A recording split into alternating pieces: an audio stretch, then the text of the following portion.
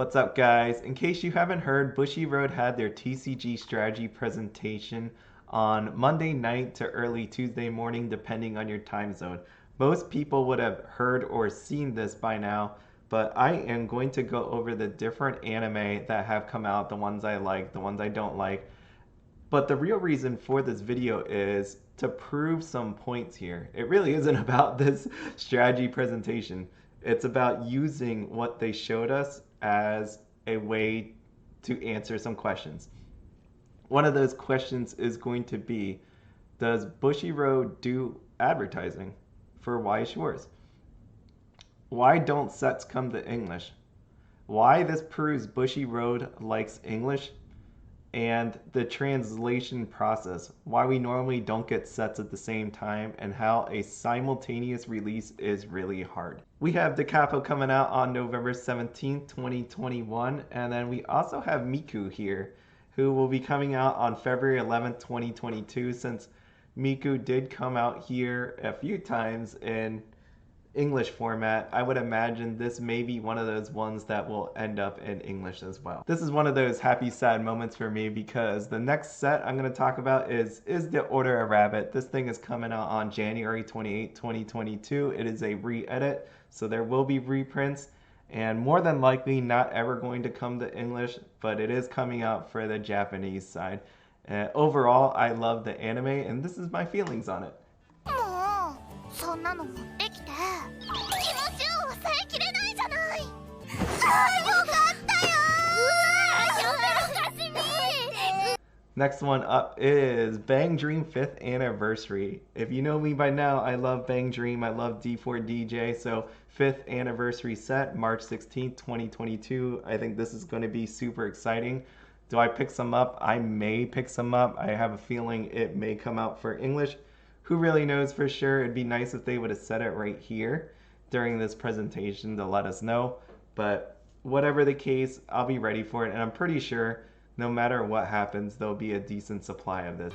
接客だ。お任せください。お届け物です。ハンコください。下等で愚かな人間にやるものなどない。おい。あ、もちろん小林さんは別ですからね。This next one's really exciting. I know a lot of people are happy, myself included. Next one we got is the Maid Dragon of Kobayashi-san. I said it that way because I normally see it as Miss Kobayashi's Dragon Maid.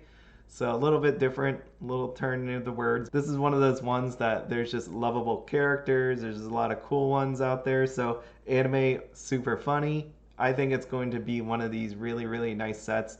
This definitely has that potential to show up in English. So for me personally, I am not going to be buying the Japanese version. I'm going to hold out for as long as possible for the English one to show up.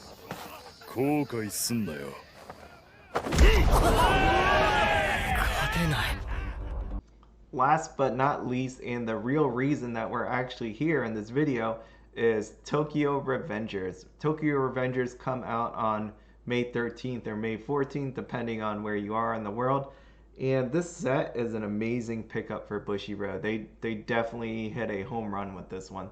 This one is a by far super popular anime in the moment, selling a ton of books and have a live action. The other part about why this is really good is the following. This isn't your traditional following. You have a lot of women that are actually making this anime very popular because they like Mikey, they like Draken. We have Takamichi here, who he's not as popular. He is the actual main character of this show. He is I would say, a glorified mini punching bag for everybody else on the show. But he's coming around, right? He's getting more and more confidence. He's figuring it all out.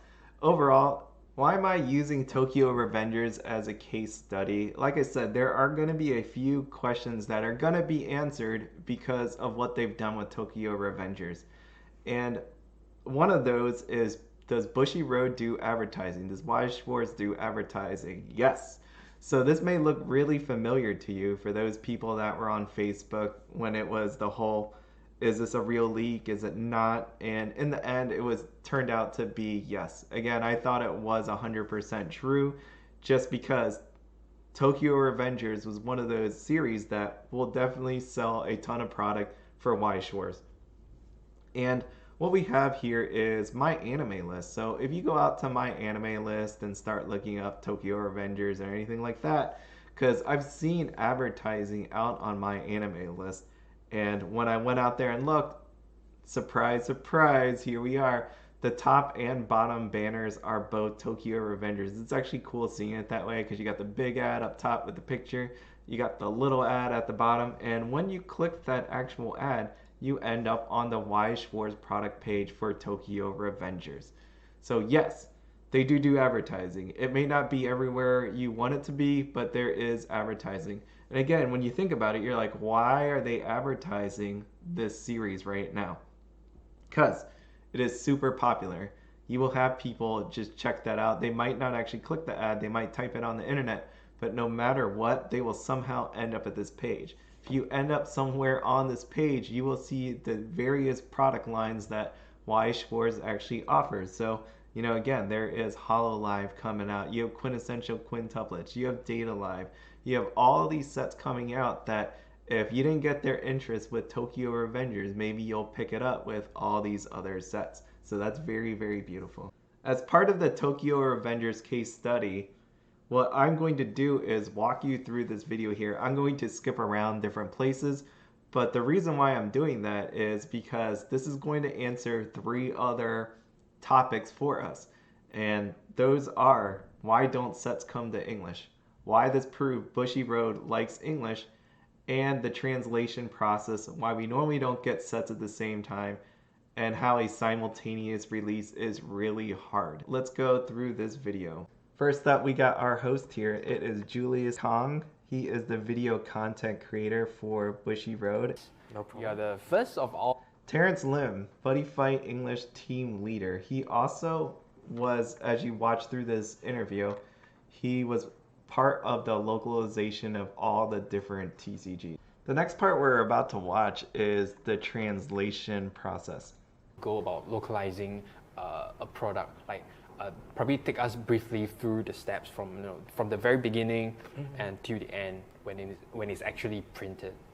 Well, basically, Japan needs to have their product ready first.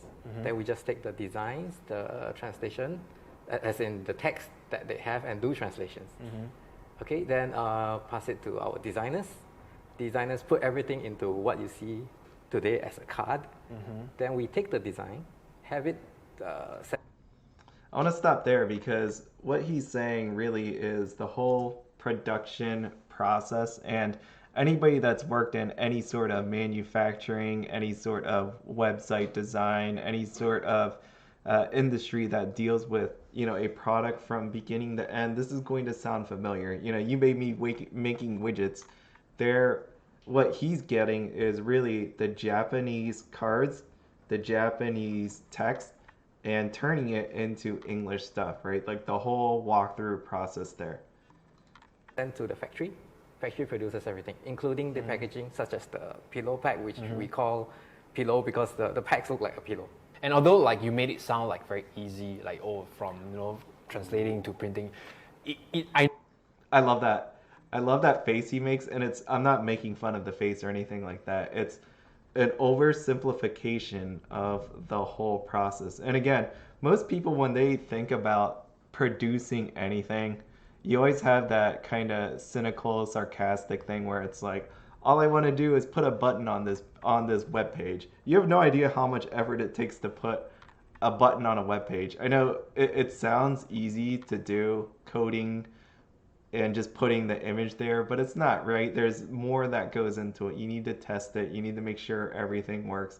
You need to make sure that it complies with Americans with Disabilities Act, things like that. It's not just put it on there. So when he made that face, anybody that's worked in any sort of production, any sort of delivery onto anything, it's a lot harder and more time consuming than it actually is, which I can appreciate. When he was saying that, I would totally love to work with Terence. I mean, he seems like such a cool guy. Like, his job is basically what I do for my job. It's the same kind of process that we go through. know for a fact that it's not. You have done some products. Yeah, I know before, for a eh? fact it's not, because you kind of like split into 3 major categories, but I know it's gonna be definitely a lot more work than that. Yeah, that was just a general description of how it is, but of course there's many detailed steps along the way. yeah. Definitely. That's why I laugh when or it gets really annoying when people are like, "Oh shoot, it shouldn't take this long to do something." It's like, do you really know how long it takes to do these? Because I don't think you do. I don't think you do at all. So I want you to keep this in mind. This part is essential for the Tokyo Revengers part. So we know that in normal sets, what actually happens is the Japanese data, the cards, the text flow down over to the English side. That way they have enough time to actually translate the text as best they can, send it off for development, actually design the cards, because obviously Japanese text and English text take up a different amount of space. And because of that, you can't just paste it on. You might have to make the box bigger, smaller, or whatever. But no matter what, in the end, there is some sort of work that still needs to be done on it. What we're about to see here is the tie-in to Tokyo Revengers. Now, the most memorable one, I think it's a bit out of the ordinary. It's because it was English Weiss Schwarz, the Attack on Titan set. Okay. It was a big challenge for the English card game because the English version released 1 month before the Japanese version. Okay, that's gonna be. Look how Julius got all excited for that. He was like, what? He was like, why would you do that? It's crazy that you would do that. He actually, you could hear it in his voice, his tone. Like he got really excited to hear about this story. And this piqued my interest too, because like I said, I watched this video before the presentation. Be rare, right? Because usually it's gonna be Japan first, and maybe like 2 weeks or 1 month later, then we release the English version. If at all, because Weiss Schwarz, we don't have all the titles in the English version. Sometimes it's due to copyright, sometimes it's due to the popularity of the set. Some sets will not sell as well outside of Japan because it's not as well known or as popular. And there's your answer. So question number 1, why don't sets come to English? As you just saw there, Terence answered for you. So when I think about different sets that come to English from, the Japan version, I have to ask myself, I take a look out there on the internet, just to see. I use my anime list. For me, when I look at my anime list, I know this isn't like a scientific study or something like that. Not everybody uses my anime list, but for me, when I start seeing 500,000, that's when I start going, okay, this has a shot of coming out in English. There are other things that need to happen, right? There needs to be like English dubs. There needs to be other languages. There needs to be a certain amount of sales. But when I see 500,000 people follow that certain anime, that's when I start going, okay, that makes sense to me. When you look at Tokyo Revengers, and that's actually why I was out on my anime list, was to take a look at the following on Tokyo Revengers. It was like 200,000, but again, it's fairly new. To have 200,000 for something this new, I think is super awesome, especially when you add in all the other factors like their sales, live action, and everything like that. It's such a good set. Why don't sets come out to English? There you go. Terence just answered for you.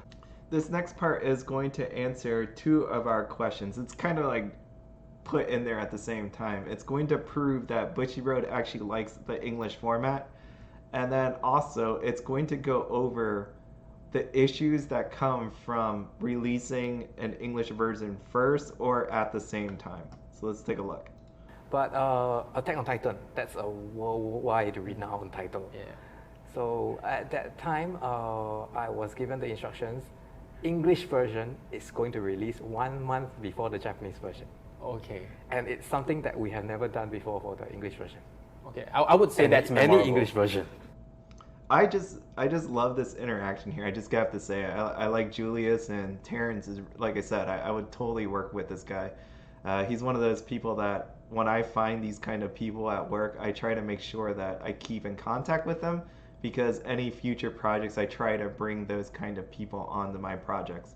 And you could just tell how happy and excited they are. Like you could see as Terence is talking about it, he definitely had a lot of fond memories when he was going through this. Fond as in anybody that's ever done this work, you'll know what I'm saying.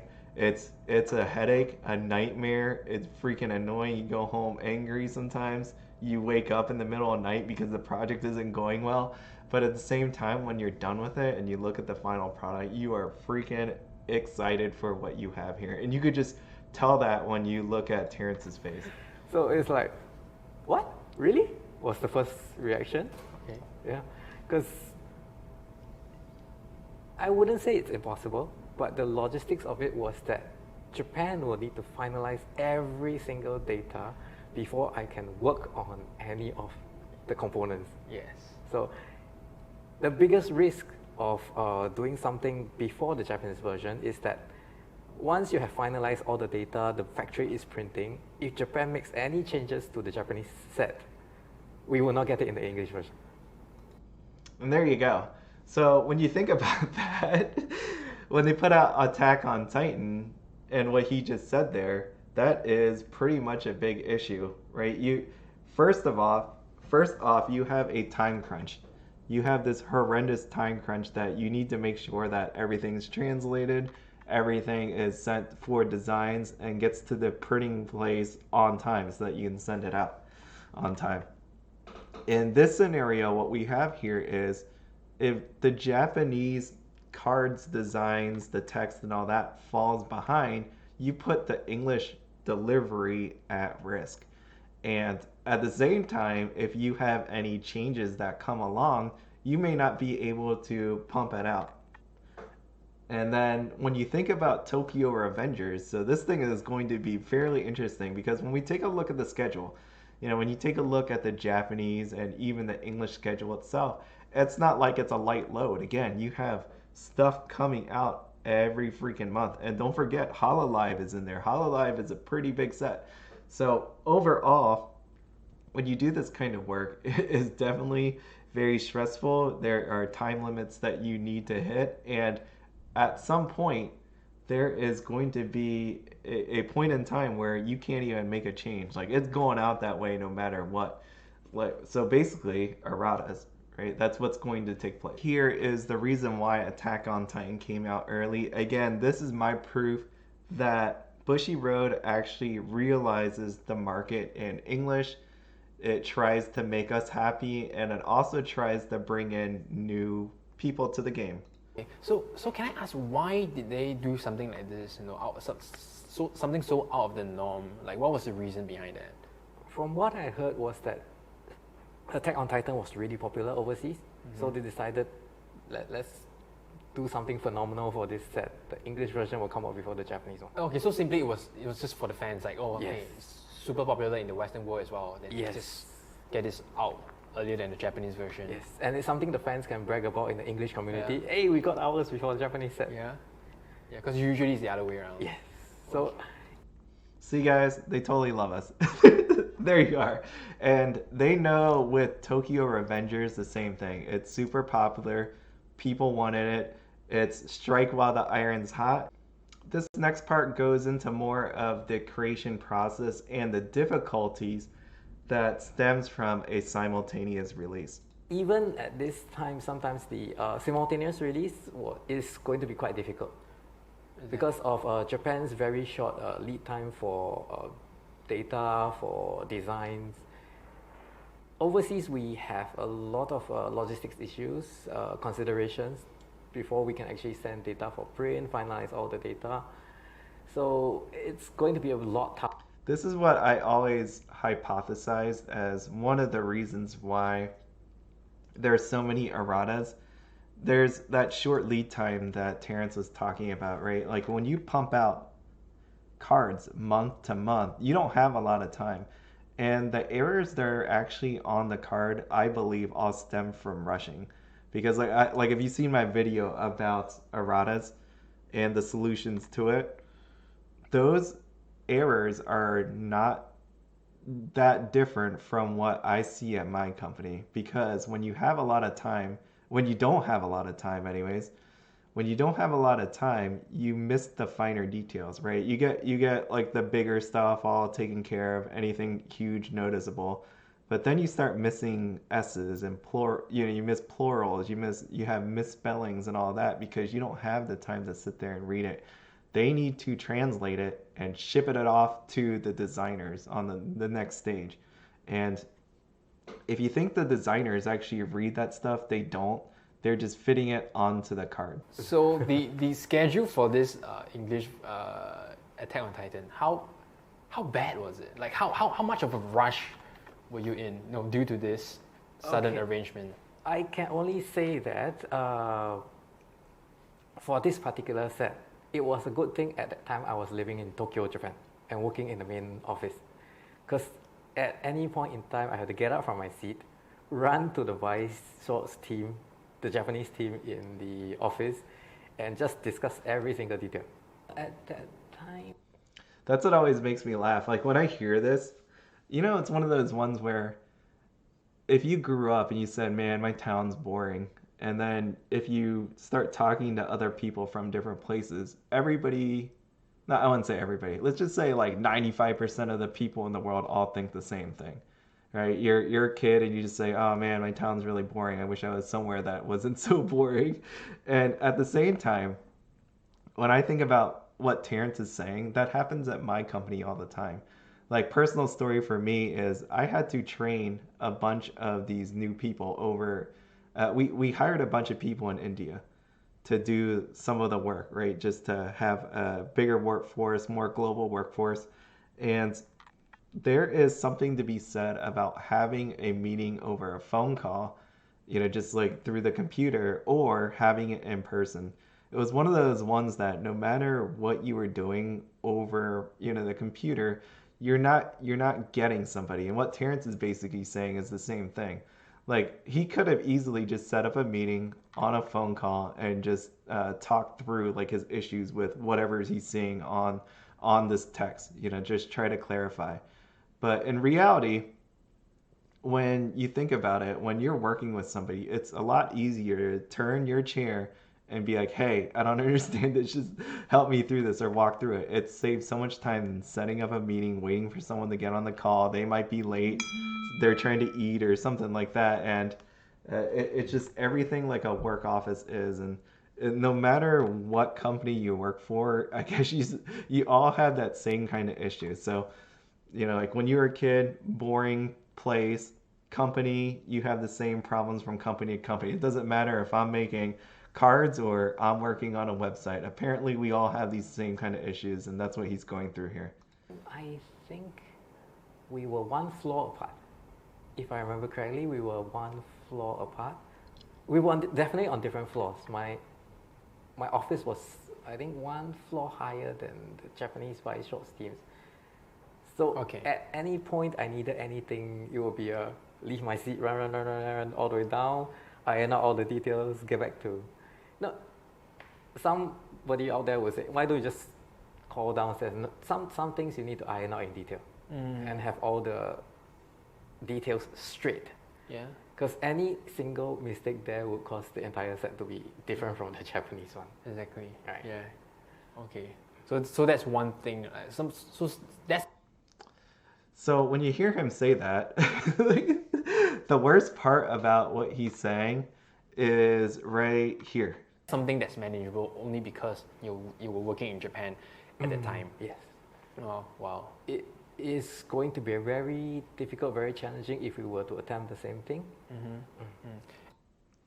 So there you go. He's saying he was only able to do this because they were in the office. And I can fully understand, again, like I said, what the difference is from having virtual meetings. I've been permanently a home-based worker now, thanks to the whole pandemic. Like, I'm not going back to the office. I am no longer going to be an office worker. I will be at home. So now I have to have 100% of my meetings virtual. And that is a humongous changeover, style-wise, work-wise, just because some people are able to easily adapt to that and some people are not. And you're not going to get that same level of, how do I say that, engagement with some people as, in person. and now that you're virtual, it's not the same. There's people that are not the same kind of person working from home as they are in the office, right? Because if you could see them, you could see what they're doing. If they're not doing or not working fast enough or not working on your thing, then you can easily identify it. When they're at home, you have no idea what they're doing. And I'm not saying people aren't working. It's more like it's a lot easier to avoid people if you're at home than in the office. And what Terence just said there was he was only able to do this because they were in the office together. And now that we're about to experience a simultaneous release, I don't know how this is going to go with their tight schedule. I mean, again, this is a older interview. It was like a year ago, more than a year ago. So maybe they've adapted to the work apart from each other lifestyle. But who knows what's actually going to happen here. The rest of the video just goes on to talk about if you wanted to be translation, like do translation work, what you have to do to actually be able to get to that point. And also, when I was looking at this video, I was getting really hungry. I don't know what he was holding that whole time, but he was actually holding this thing and not eating it, so that had to be very uncomfortable. But it looks good. I think I'd eat it. Maybe it's like a little pie or something. I don't know. I would love to have one of those right now. Hope this helps. I mean, this explains a lot. Again, Tokyo Revengers is such a cool set coming out for many, many different reasons. A person that loves the anime and loves Weiss Schwarz, this thing is going to be amazing. I think it's going to be really cool. It's going to be, again, a nice case study to see what actually happens with the set, being that it's more guys. And you could say that about Attack on Titan, right? But when we have Tokyo Revengers, I think you have basically two girls. You have Emma and Hina in there. And I don't believe there's anybody else girl-wise. And we'll see how that works out. You know, like what will be the value of these things now that we have a new audience that is going to be coming in because of this set, like a new target audience. We're going to have more women, I would guess, buying this. What will the SPs actually do? Because there's definitely going to be a Mikey, there's going to be a Takamichi, there's going to be a Draken, who are very popular for this series. So we'll see how that works out. But again, this is great. I mean, Bushiroad does do advertising. We found out about why sets don't come to English. It's got to be popular. It only makes sense. They're not going to waste all their time and effort making something nobody wants. We know that Bushiroad actually does considers the fan base and tries their best to get it out. It's more just we have to understand that the translation process is actually very difficult. It's not something easy, and there's a lead time. The Japanese cards need to be designed themselves before the English can actually be translated into, and that only makes sense. Because of that, if they're put into a time crunch, they are definitely going to rush things, and you can very well guarantee there's going to be erratas. And the only way around that really is to slow down the product schedule, which some people don't want to hear. So it's one of those ones where, do you want a 2-month time period between products, or do you want to accept some cards with errors on it? It's kind of like your choice. What I've talked about before is, yeah, they could hire more people, but at the same time, sometimes hiring more people isn't the solution because they're still rushing in the end. It's all about time, how much time you have left. And if you don't have that time, there's going to always be errors. Anyways, hope you have a good one. This was fun. I really enjoyed it.